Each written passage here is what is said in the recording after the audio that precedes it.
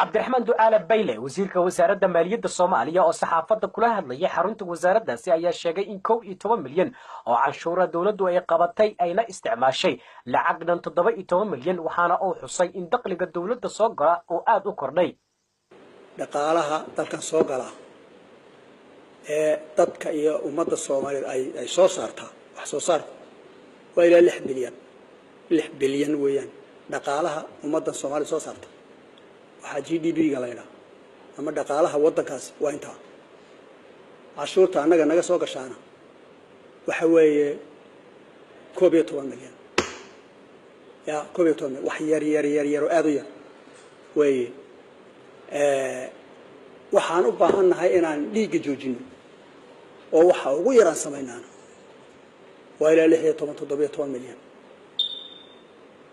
inta u dhaxaysa wad garan kartaa 4 ilaa 5 milyan ayaa u dhaxeeya si aan inta ugu jaban u sameyn karno inta ugu hooseysa aanu qaban karno taw hooseysa waxaan uga jeedana waxa weeye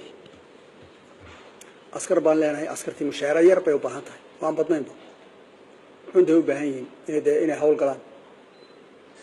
shaqaale kala leenahay wasaaradda ka shaqeeyo iyaguna mushaaraad bay u baahan yihiin si ay soo shaqo tagaan wax qabtaan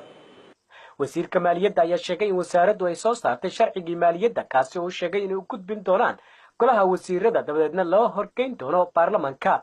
wasaaradda maaliyadda xukuumadda Soomaaliya ayaa si adag uga hadashay shaqaalaha dawladda ee aan shaqada soo xaadirin mishaarka qaadanaya in tilaabo adag ay ka qaadayaan wixii ka dambeeya 30 bishan 2 bilood baan ka soo shaqeynayna qof walba halku joogo waa garanaynaa kii shaqeeyay ka shaqeyn waa soo ogaanay ka labada meelood ka shaqeeyay waa soo ogaanay ka afarta meelood ka shaqeeyay waa soo ogaanay ya ka bakara ka shaqeeyay halkan mushaarka qatay waa soo ogaanay ka Abu Dhabi jooga halkan ka shaqeeyay waa soo ogaanay ya waxa soo dhan July 1deeda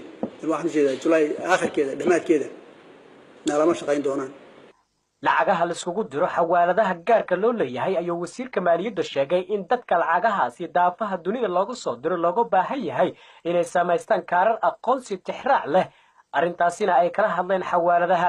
shirka jaraa'idda wasiirka maaliyadda Soomaaliya waxa uu kaga hadlay wax qabadkii wasaaradda maaliyadda ee bishii tagtay ee June Abdi Aziz Ibrahim Ahmed